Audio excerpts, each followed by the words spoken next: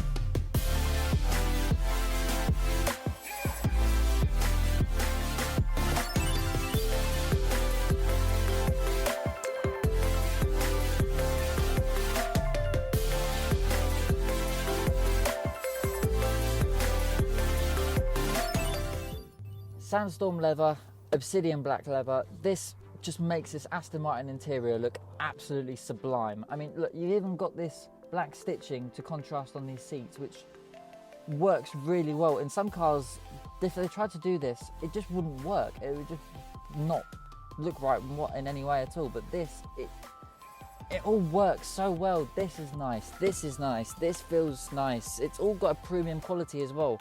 Even the paddles on the back of the gear shifter, it doesn't, some cars it feels like a cheap video game steering wheel system, whereas this, it feels right. Everything just, I love this car, honestly. I genuinely do.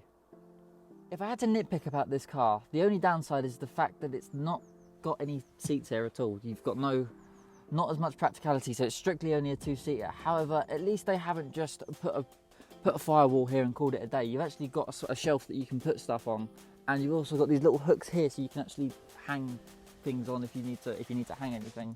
So at least they have actually thought about it, and you have got a degree of practicality. But at the end of the day, this is strictly only a two-seater. Now, if you don't mind, I'm gonna get in the driver's seat of this and take it for a spin.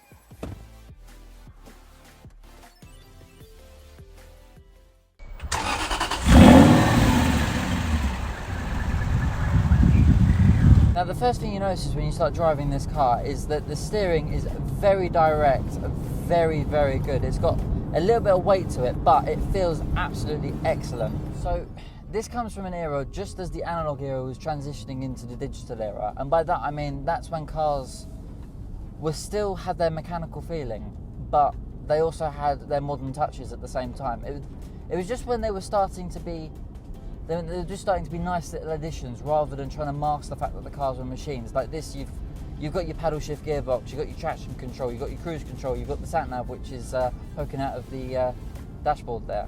Like, you've still got these modern touches, but they're not invasive, and they're not trying to mask the fact that this car is a machine. Like, if you look at a Tesla, for example, there's just so much tech going on in one of those that it's like you're driving an iPhone. Hasn't got a great deal of character. Whereas this is just a completely different animal altogether. I absolutely love cars from this era. But by far, the single best thing about this car, the thing that trumps the looks, how it drives, the engine, anything, is how this car sounds. It's that 4.3 litre V8, it just sounds unreal. You simply cannot beat the sound of a naturally aspirated V8. The one that came after this, with the 4.4 litre V8, with the twin turbos, it just doesn't sound as good as this. I'm going to drop a couple of gears so you can listen.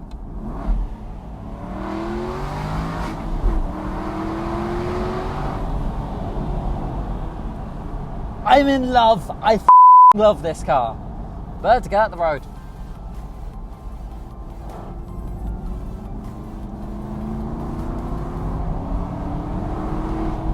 You can't beat a V8. I love Jap stuff.